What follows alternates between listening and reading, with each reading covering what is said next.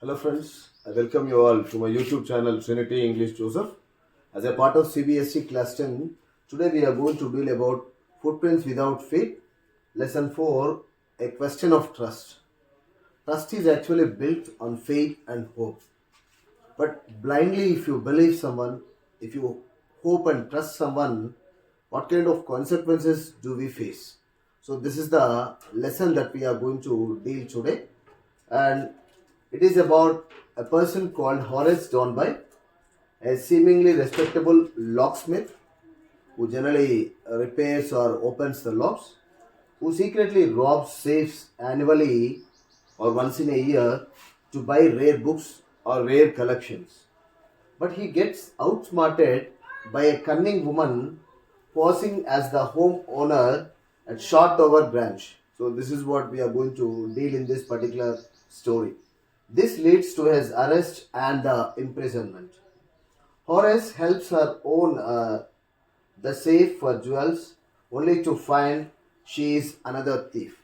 And further, if we go, his footprints betray him, leaving him to reflect on his foolish trust in prison. Finally, he ends up in prison. This is what we have to find out. And if you just look at the key plot points, first one is Horace's secret. He secretly goes somewhere.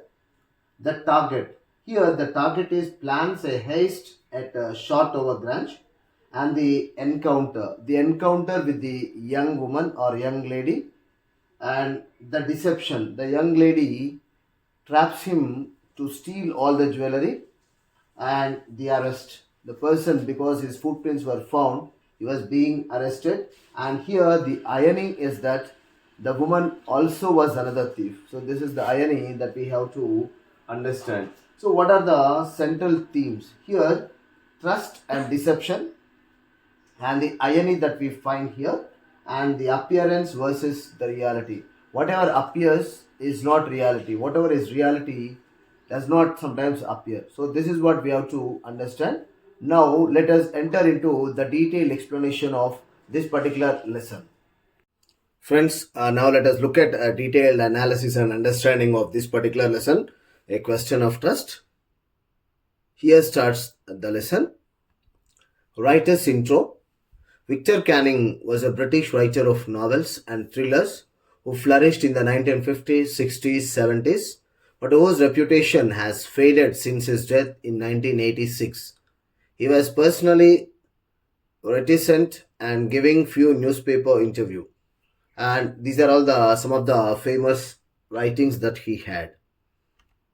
An introduction, if you just look at, a question of trust is based on the robbery committed in a house at Shortover branch.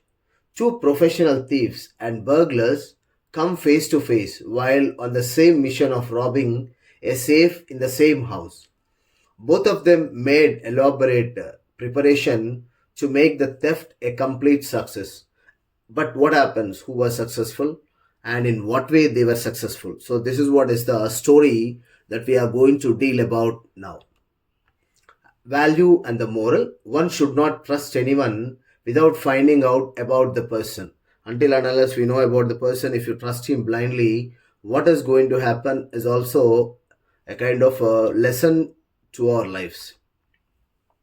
Characters, if you see, Horace Danby, he was about 50 years and unmarried.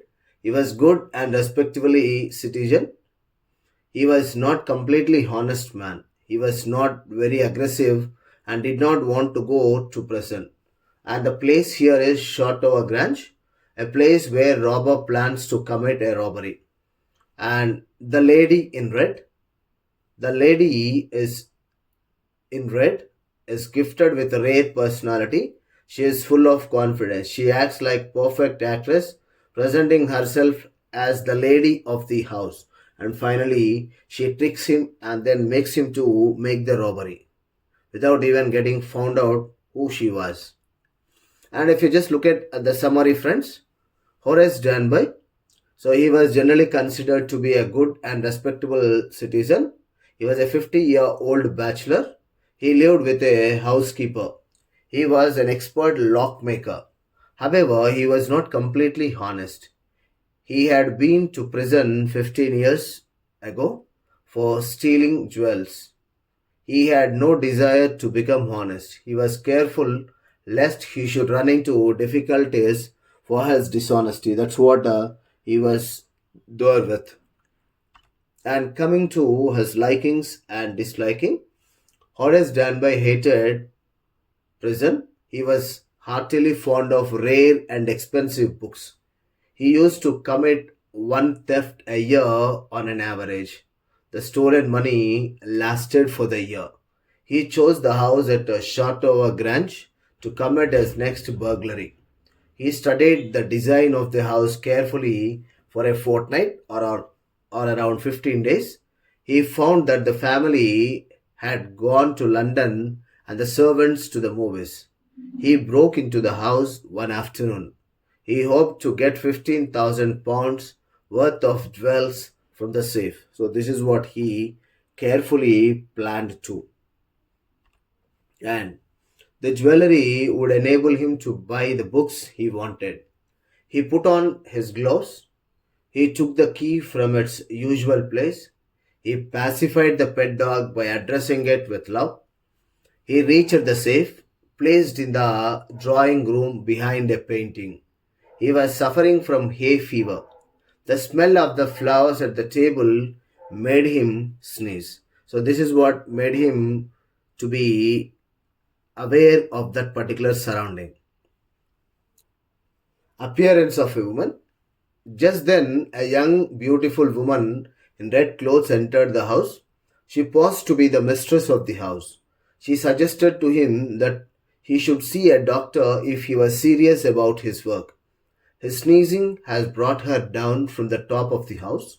She thanked her stars that she had returned in time, not expecting to see a burglar in the house. So, this is what she told him. To avoid trouble, Horace started conversing with her in a pleasant manner. He replied that he too had not expected to find her there. She got furious when he asked her to let him go. She threatened to get him arrested. The thought of going to prison made Horace shudder. He pledged that he would never repeat such kind of thing if he was let off. The woman's mischievous role. The woman took a cigarette from a silver box. Horace took off his gloves and held his lighter towards her. She promised to let him go if he did something for her. Horace readily consented to the proposal. The woman said that she had come to take her jewels as she had to attend a party. She had forgotten the numbers to open the safe. She bade Horace to open it. She would get the safe repaired.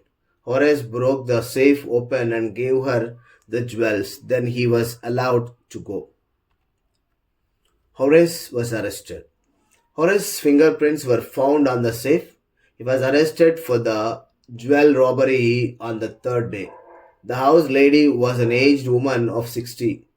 He realized that he was befooled by a lady who was also a thief. Finally, he understood that the young lady in red was also equally a thief or a robber along with him, and who befooled him and very cleverly tricked him. The message is that the story conveys the message that we should not trust anyone without discovering out about that person. The story gives us another beautiful message that theft is theft regardless of whether it is done for a good or noble cause, and know after how smart a thief is, he or she will be caught one day. So this is what we have to understand. If you steal something, definitely we are going to be found one day. So this is what we have to basically understand and then follow it. Friends, please like, share and subscribe to my channel.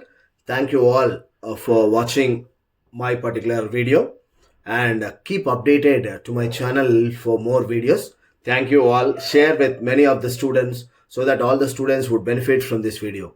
Thank you all.